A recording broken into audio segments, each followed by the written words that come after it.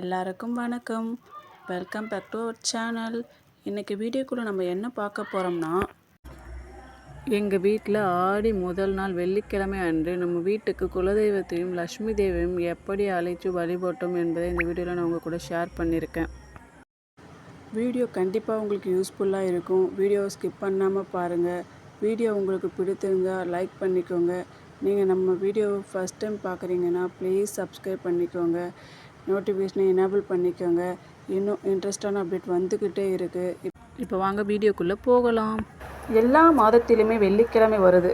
ஆனால் இந்த ஆடி மாதத்தில் வரக்கூடிய வெள்ளிக்கிழமைக்கு மட்டும்தான் அதீத சக்தி வாய்ந்த வெள்ளிக்கிழமையாக இருக்குது. அதுவும் இந்த வருஷம் வரக்கூடிய ஆடி வெள்ளிக்கிழமை பார்த்திங்கன்னா அம்பாளுக்கே உரித்தான வெள்ளிக்கிழமையிலே தான் இந்த ஆடி வெள்ளியே தொடங்குது. அப்போது அது இன்னும் சிறப்பான வெள்ளியாக இருக்கும்.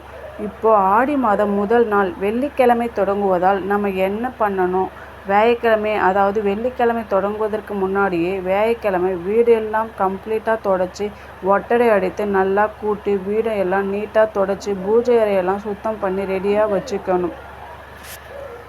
காலையிலே பார்த்திங்கன்னா அதிகாலையிலே அதாவது ஆடி வெள்ளிக்கிழமை அதிகாலையிலே பிரம்ம முகூர்த்த நேரத்திலே எழுந்திரிங்க. இந்த ஒரு நாளாவது பிரம்ம முகூர்த்த நேரத்தில் எழுந்திருப்பது ரொம்ப ரொம்ப நல்லது. ஏன்னா அப்படியான பிரம்ம முகூர்த்த நேரத்தில் தான் அம்பாளையும் குலதெய்வத்தையும் நம்ம வீட்டுக்கு அழைச்சி ஆவாகனம் செஞ்சு வைக்க போகிறோம். அதுக்காக நேரத்திலே எழுந்து குலதெய்வத்தையும் அம்பாளையும் நம்ம வீட்டுக்கு கூப்பிடணும். காலையிலேயே அதிகாலையிலேயே குளிச்சு முடிச்சுட்டு நல்லா வாசல் தெளித்து வாசலில் நல்ல கோலம் போடுங்க. நல்லா கலர்ஃபுல்லாக கோலம் போடுங்க. நிலைவாசல் எல்லாம் மஞ்சள் பூசி நல்லா குங்குமம் வச்சு நிறைவாக வைங்க. ஏன்னா நிலைவாசல் என்கிறது நம்முடைய குலதெய்வம் குபேரலட்சுமி அத்தனை லட்சுமியும் வாசம் செய்யக்கூடிய இடம். அப்படின்னா அந்த நிலைவாசல் தான். அதனால் நிலைவாசலை மங்களகரமாக நல்லா துடைச்சி மஞ்சள் குங்குமம் வச்சு நிலைவாசலில் அதிகாலையிலேயே மாவிலை தோரணம் அம்மனை வரவழைப்பதற்கு வேப்பிலை நிலைவாசலில் கட்டுங்கள். காலையில் கோலமிட்டு முடித்ததும் மண்ணகல் விளக்கு தீபம் ஏற்றி வழிபடலாம். சில பேர் கலசம் வச்சு வரவேற்பாங்க, சில பேர் கற்பூரம் ஏற்றி வரவேற்பாங்க. கற்பூரம் ஏற்றி வச்சு நம்முடைய குலதெய்வத்தையும் லக்ஷ்மி தேவியும் நம்ம வீட்டுக்கு அழைச்சி வழிபடலாம். நம்ம குலதெய்வத்தோட பேர் சொல்லி அம்மா எங்கள் வீட்டுக்கு வாங்கன்னு வீட்டுக்கு அழைச்சி வழிபடலாம். உலகில் உள்ள எல்லா உயிர்களையும் காப்பவள் அன்னை பராசக்தி. பல வடிவங்களில் அவதாரம் எடுத்த மாதம்தான் இந்த ஆடி மாதம். இந்த மாதத்தில் எல்லா நாட்களும் ரொம்ப சிறப்பான நாளாக இருந்தாலும் கூட இந்த ஆடி மாதம் மட்டும் மிக சிறப்பாக இருக்குதுன்னு சொல்லுவாங்க. இந்த ஆடி வெள்ளிக்கிழமையில தான் இந்த அம்பாளை வழிபடுவோம்.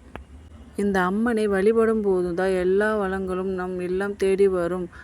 இந்த ஆடி மாதம் தொடங்கியவுடன் பார்த்திங்கன்னா எல்லாரும் பக்தி பரவசமாக ஆகிடுவோம். ஏன்னா ஆடி மாதம் தொடங்கியாச்சுன்னா அம்பாளை நம்ம வழிபடுவோம். கோவிலுக்கு எல்லாம் போவோம். அங்கங்கே திருவிழா நடக்கும். இந்த மாதிரி பெண்களுக்கு மகிழ்ச்சி கொடுக்கக்கூடிய ஒரு மாதம், ஆன்மீகத்தில் ஒரு முக்கியமான மாதம்னா அது இந்த ஆடி மாதம்தான்.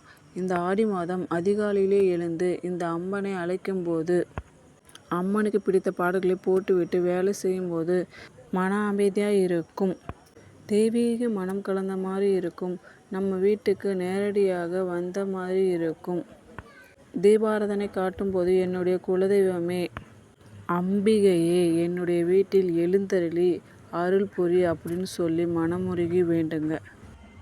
நம்முடைய குலதெய்வம் இஷ்ட தெய்வம் வழிபடலாம். அம்மனுக்கு நெய்வேத்தியம் சர்க்கரை பொங்கல் பால் காய்ச்சி நாட்டு சர்க்கரை போட்டு படைக்கலாம். கூழ் காய்ச்சி பிரசாதம் வச்சுட்டு நாம் வழிபடலாம். இப்படியெல்லாம் ஒவ்வொரு வெள்ளிக்கிழமையும் நம்ம வழிபடும் போது நம்ம கஷ்டங்கள் தீரும். ஏன்னா அம்பாள் நம்ம கூடவே இருப்பாங்க இல்லையா? அப்போ நமக்கு பிரச்சனைகள் தீர்றது மட்டும் இல்லாமல் கஷ்டங்கள் தீர்றது மட்டும் இல்லாமல் எல்லா சுமங்கலி பெண்களுக்கும் மாங்கல்ய பாக்கியம் தலைக்கும்.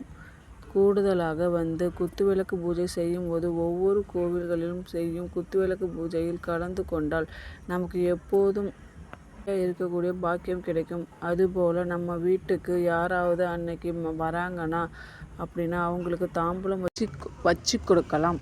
ஜாக்கெட் பீட் பழம் வெத்தலை பாக்கு மஞ்சள் குங்குமம் தாலி கவுரி இதை மாதிரியான மங்கள பொருட்கள் வைத்து கொடுப்பது நல்லது. இல்லைன்னா கோவில் கொண்டு போய் பிரசாதமாக சர்க்கரை பொங்கல் கூழ் காய்ச்சி எடுத்து கொண்டு போய் பிரசாதமாக படைக்கலாம். இப்படி பண்ணும்போது தாம்பூலம் கொடுக்கும் நமக்கும் மகிழ்ச்சி, அதை பெற்றவருக்கும் மகிழ்ச்சி, நமக்கு தாம்பூலம் கிடைத்திருக்கேன்னு. ஆடி மாதம் அம்பாளை வழிபடுவதற்காக கோவிலுக்கெல்லாம் செல்லுவோம். வெள்ளி செவ்வாய்க்கிழமைகளில் நம் கோவிலுக்கு செல்லும்போது துர்க்கை அம்மனுக்கு ராகு காலத்தில் எலுமிச்சை பழத்தில் விளக்கு போட்டு செவ்வரளி சாத்தி வரும்போது நம்முடைய கஷ்டங்கள் எல்லாம் தேரும். குழந்தை இல்லாதவங்களுக்கு குழந்தை பேர் கிடைக்கும். பெண்களுடைய மாங்கல்ய பாக்கியம் தலைக்கும். அனைத்து பெண்களும் தீர்க்க சுமங்கலியாக இருக்க என்னுடைய ஆசீர்வாதம் உங்களுக்கு. ப்ளீஸ் என்னுடைய சேனலை சப்ஸ்கிரைப் பண்ணிக்கோங்க. பெல் பட்டனை எனேபிள் பண்ணிக்கோங்க.